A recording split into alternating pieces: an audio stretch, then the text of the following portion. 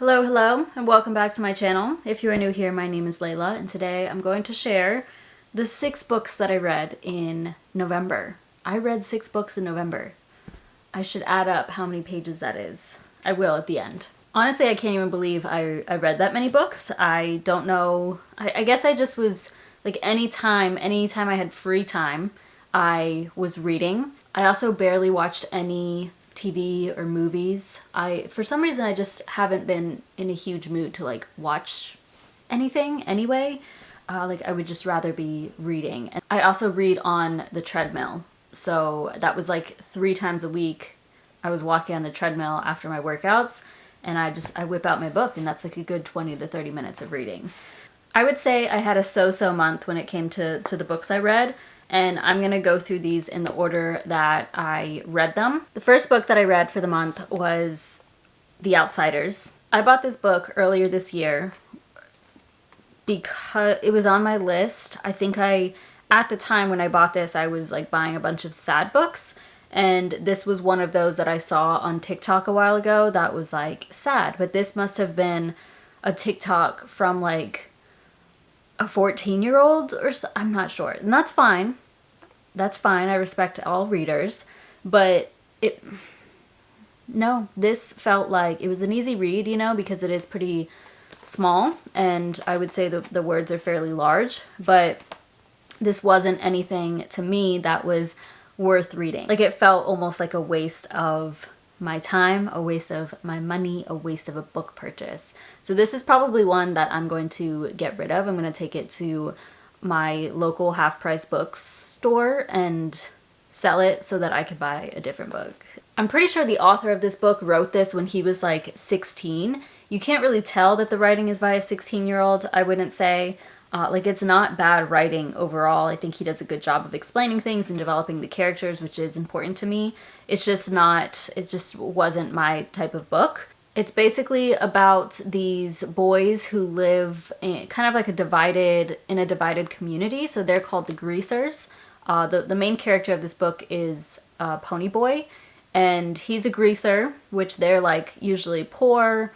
They dress a different way. They're greasers, I think, because of their hair. Like, the grease in their hair is slicked back. And then there's the Sox, which, what do they call them that? SOCs.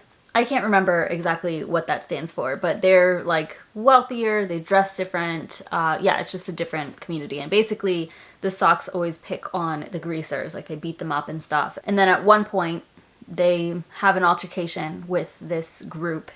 The main character, another kid, and then with the Sox, and things get a little out of hand, and then from there, like, their whole lives change, and then one of the guys, like, ends up in a bad situation. I feel like it's a book really focused around, like, friendship and family, but also just kind of, like, living a hard life type of thing. Definitely catered more to a younger audience, I would say. I think I did not cry in this. It was sad, I suppose, like just kind of a sad mood throughout. So I could see how maybe like a younger audience would react to this. And apparently this is something that is read in schools or was read in schools. I had never read it. To me, it's not anything that's like super memorable. And I would probably never pick it up again. With that being said, I would say I rate this like a 2.5 out of 5. The next book I read was They Both Die at the End by Adam Silvera. This was good. I enjoyed this so much. I ate it up, finished it really quickly, just within a few days, I think. And it is a very simple read. I feel like this is targeted more to a younger audience. But this one I did cry in. It wasn't like sobbing, I couldn't control myself. It was just like I teared up. I don't think a tear even fell. I did tear up though, and I was like, oh dang, that's sad. And it kind of, obviously, the story is in the title. They both die at the end. But I thought this was so interesting and such a unique idea. As far as the rating goes, I give this like I don't want to say a 5-star because I wouldn't say it's like the best book I've ever read. I'm going to say like 4.5 out of 5. Definitely up there. Definitely one of my favorites from the year. And what this is about is it's just basically like the world we're living in today. I think this was based in 2017, or that's when this was written. But there's this company, I think it's called like Deathcast or something like that. Yeah, Deathcast. And somehow they have the information of when people are going to die, like the day that they're going to die. And they don't know how they're going to die or when exactly it's going to happen. It cannot be prevented or anything like that, but they call you. This company calls you when it's your death day, and there's like a specific ringtone for everybody who gets this call. And they say, we don't know when it's going to be, but within the next 24 hours, you are going to die. You can't do anything about it. And because of that, because this is now the reality of this world, there is a website or an app called Last Friend, where you can meet people on there who are, the people who sign up are either they're having their last day as well, or there's people who are not dying that day and they're just like there to be a last friend or support for the people who are dying.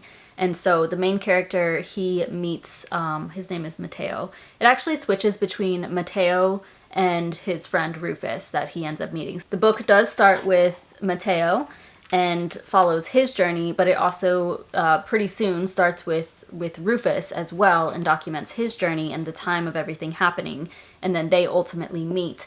And what I love is there's other people that they like write chapters on from their point of view, or for this author, that's what he did. And they're like all interconnected somehow, and there's reasons for, like, they all get really close to death on their death day, just depending on the person, but it doesn't actually end up happening because of this reason. There's like all these really cool connections.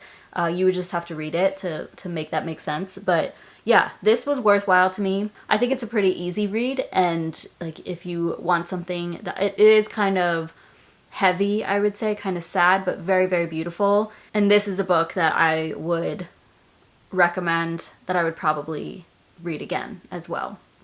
So good. I believe he has another book with this same world. I'm hesitant to call it a world because it's just like with this company that predicts your death, but I think he has another one with this, and I would be interested in picking that up. I did buy this book used, and it has a beautiful cover. I don't like this little like half page thing, but I think it's still really pretty. But this was a used book, and it came with like flattened flowers in it, and then also I found this note in here. It was a handwritten note, and it's just kind of creepy. And it's from May 1st, 2023. And it's definitely like a young... Y'all can read that if you want. Pause it and read it, but I'm not going to read it. But on the back it does say, P.S. This book isn't that good in my opinion, but the only other one I have is about S.A. and that's heavy, so... ... Yeah, I'm going to leave that in there because I thought that was funny. After that, I read Sox of Crows. This is the first book in the Sox of Crows duology, and this comes after the Shadow and Bone trilogy, which I read in October. I did not think too heavily of the Shadow and Bone trilogy. This is obviously the same author, and I read these two books before this one so I could like break up my fantasy reading, just because fantasy is a lot. Like, you really have to pay attention and just kind of like get into the world again when you go back to a book. This one was much better than Shadow and Bone. I would say this one, as far as the rating goes, would maybe be like I would give it like a 3.5. Definitely much better than the Shadow and Bone trilogy, but it wasn't... I was expecting this to be so much better than it was. Just because if you go on if you look on Goodreads, if you look on Amazon, these are rated so heavily. And I think her writing in this is so much better than her past books, but I did not get out of it what I wanted to. What I did love is the characters in this book. There were some parts of this... Okay, let me start by saying that it doesn't get interesting until like 75 pages in. And even then, like 75, 100 pages in, it's really, really interesting or captivating for just a little bit, and then it kind of dulls down again. This is like a found family type of vibe, for sure. It is a found family, and it's like it's a group of 6 people, and they've all done like, not necessarily done bad things, but like some of them are thieves, or they've been in bad situations, they've lost family, they have lost their dignity because of other people, or if they've been kidnapped for various things. And on the back of it, like if you pick this up, you can see about each of them. And then a couple of them are also Grisha. So this is the same world as Shadow and Bone, which is the Grishaverse. And with that, like even in the Shadow and Bone, I loved the magic and whatever it is, the powers that the Grisha have. I find it so interesting and cool. Like if I could have that, I really like how I think it's like the fabricators, the powers that they have where they can change how people look and stuff like that. It's just all of it is super fascinating. And there is a drug that's introduced in this one. It's called like Jurda Parem or something along those lines. And it gives Grisha these crazy powers, but it's super, super addictive. Like once a Grisha has it, then basically they're just like completely addicted. They can't live a normal life. They become just completely dependent on this, and it depletes all of their energy. It just takes all the life out of them, basically. But it makes them so, so powerful to where they can like start controlling the mind of other people, or they can just like make anything happen basically with their powers, or start getting different powers. And Kaz, one of the characters in here, he gets this group together because they're offered this opportunity to go on this like heist basically and capture the person who is creating this drug, or who created it initially, and then they're going after this heist to get a bunch of money. I don't feel like I did a good job explaining that, just because I find these quite challenging to explain because there's a lot going on with them. There are a lot of characters, there are a lot of words that can be confusing, but I think this one was worth reading for sure. You do not need to read Shadow and Bone before coming to this duology, but I'm so glad I read it because, especially once you get to Crooked Kingdom, the second book in this duology, they talk about characters that were introduced in Shadow and Bone, and I loved having that background knowledge on them because I feel like without that knowledge it wouldn't make sense, or it wouldn't be as meaningful. Overall, the storyline was pretty good. Loved the characters in this, specifically Nina.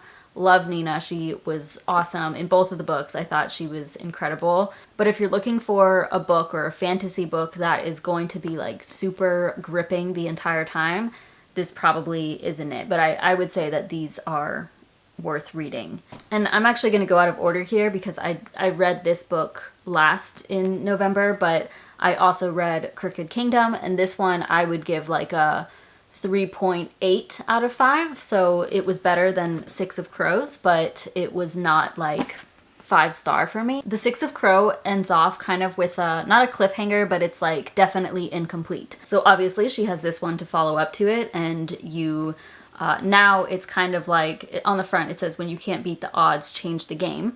Because I don't want to give anything away, because if I explain too much then I'll give it away. But basically this crew is still together, and they did pull off this heist, but now there is a problem basically, and they are like fighting together against multiple people. There's just a lot going on. They have a lot of enemies just because it's 6 different people, and each of them have their own pasts. And I really like how she explains what each of them have gone through and gives their storyline. Each of them have a different one, obviously, and it's interesting to see all of that. And in this one, the characters from the Shadow and Bone trilogy appear fairly frequently, or they're like a big presence in it.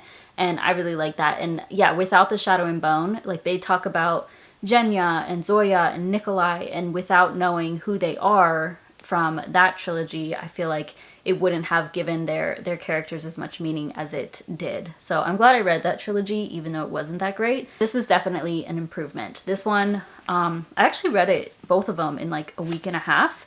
And this one was a lot. How many pages? 536 pages. It's a big chunk of book right here. All right, as I said, I went out of order a bit, but one of the other books that I read was Looking for Alaska.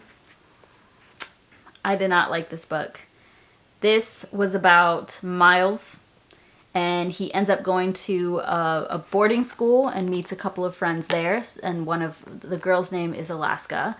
I thought this was about drugs because of the cover. Clearly, there's a smoke on it, but it's because they smoke cigarettes. And they're very young in this book. You know, I think they're like juniors in high school, but they go to a boarding school, so they're like, it's kind of like a college vibe because they're in dorm rooms or whatever it is together.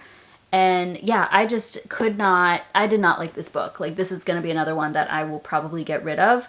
Like I said, these were very young characters, and they are just making all these really poor decisions, you know? Like, I'm pretty sure they're there they're like having to be accepted into this school, and then I'm assuming it's very expensive, but they're like smoking, smoking cigarettes, drinking, doing inappropriate things with each other. I also find it somewhat uncomfortable when there are like talks of sex or anything sexual when it's minors. Like it just rubs me the wrong way, you know? So, and I knew that going into this, like this would be better for, I mean, it's pretty inappropriate. So I don't even know that like 15-year-old should read this, but maybe like a 17-year-old, 18-year-old. I mean, it's not a bad book. Like, it was fine to get through. It was interesting to get through, I suppose. But to me, it just felt uncomfortable. I didn't like any of the characters. All of them were completely unbearable, annoying, just loud. I could just see them being loud and annoying in the crowd that I would avoid. And I was not like this whatsoever when I was younger. So just to, like, put myself at that age and imagine talking like they do or living like they do, it's just, like, can't relate type of feeling. It is sad. I didn't know exactly where this was going to go. Luckily, I've never heard spoilers about this book, so it was not really a shock what ends up happening, but I didn't expect how like everything happened. There was one part that was sad when they were like actually in the sad moment of it that made me, I think I teared up with this one again, but not like any sort of tear dropping. It was just sad to hear them mourning somebody, I guess I'll say. Did I rate this yet? No, I don't think I did. I think this would be like a 2 out of 5 for me. Maybe worth reading if you are 16 years old, 17 years old. By the way, John Green is the author of the book The Fault in Our Stars, and that book and that movie absolutely destroyed me. Like, I had to put the book down, I remember, because I was just crying, like could not get through the pages. But this one was not as, just didn't do it for me. That one also has very young characters, but the way he did it, the way he wrote about them and the stuff that they experienced was a little bit better. Just, I appreciated it more in that book than in this one. And then the last book for November was The Wife Before Me. This one I had picked up either from a free library back in the city that I lived, or there was somebody at my apartment who was constantly like leaving out books for, it was like, take me. I think I talked about that before. But that's how I got this one. So I've never seen anybody talk about this. I don't think it even has that good of reviews on Goodreads or Amazon, but I was like, hey, it's on my shelf. Let me give it a shot. I saw that it was a thriller, I suppose. I was probably like a quarter of the way through. Yeah, like maybe not even 100 pages through, and I was like, I'm not gonna finish this. Like, I'm gonna DNF it because it was so frustrating. Definitely read the trigger warnings on this. There's a lot of domestic violence, and the guy, the main character guy, the husband, he is so unbearable. Like, I just want to punch this dude. If this was a real person, I would want to punch him so hard. His parents are unbearable. What I also didn't like is at the beginning, she is talking about her mother. Her mother passes away. It doesn't give away any of the story. That's like the first chapter. She's at her mom's funeral or something. And the author keeps using the mom's first name, even though it's like the daughter talking about the mom. And it's like, why are you doing that? Why are you using her first name? And the same thing throughout. Like, they kept using the mom's or dad's first name, even though the children were talking about it, or like they were thinking from that mindset. Because it's not like, if I think about my mom or dad, I don't use their first names, you know? And that was really, really annoying for me for some reason. And then, this might sound bad, but I was finding myself getting angry with the woman in this because she was being like weak, you know? And I had to kind of just think, like step away from it a little bit, because I know that this is the reality for some people, and I don't want to think of women that are in that situation as weak, because I think obviously you don't know somebody's life or feelings or story without actually living in their, like, because to me it was like, oh, I would have absolutely left that situation immediately, but I know that lots of people go through domestic violence and don't get out of the situation. So in that sense, I guess this is pretty realistic. But his parents were absolutely unbearable, especially his mom. And just the way that she was talking to the woman, it was just like pissing me off. Like telling her to do certain things with her body or like with the house or with her family. Like it was just, I would not be able to take that. I would not be around this woman. I would not be around this man. Anyways, I'm really glad that I stuck this one out because I actually finished it within like 3 days or so because I just wanted to know what was going to happen. I didn't really give a good summary of it, but there is this woman who meets this guy and his wife had died like several years ago, or actually it was thought that she died. She just disappeared. They never found her. And she ends up falling in love with this guy, and he's the one who's completely unbearable. Throughout the story, it's kind of like the ex-wife is just like getting in the way of their true, like what their relationship could be, you know, like he doesn't want to remove pictures of her. He doesn't want to get rid of her belongings and stuff like that, this woman who is supposedly dead. And then she keeps finding things out about this man. There's like a couple of deaths throughout the story. And then ultimately she kind of ends up trapped with this dude. Not like physically, but like you'll see if you read this book. I do recommend this book. It was actually really interesting, and I'm glad I did not stop reading it because I did enjoy it overall. I do like where it ended up going toward the end, and it was just kind of interesting because the whole book was very realistic, but then toward the end there's kind of like a ghost element to it, which, you know, I don't know if ghosts are real. I guess I believe in ghosts, but I've never like experienced it myself. So yeah, it kind of goes into that, which I didn't expect, but I really liked how the author pulled that into this story. Like it wasn't anything super out there, but it was just a nice twist at the end. So as for a rating, I would say this was like a 3.9 out of 5. I'm pretty impressed that I read all of these books in 1 month. Like this is a lot of reading. I'm hoping for December I can read just as many. My goal for the year is reading 35 books, and so for all of Q3 I still had like 15 books to go, which is why I was like, we gotta knock these out, you know? Obviously I enjoy it though. I did want to add up how many pages I read. Alright, altogether I read 2,146 pages in November. That's pretty good. Pretty good.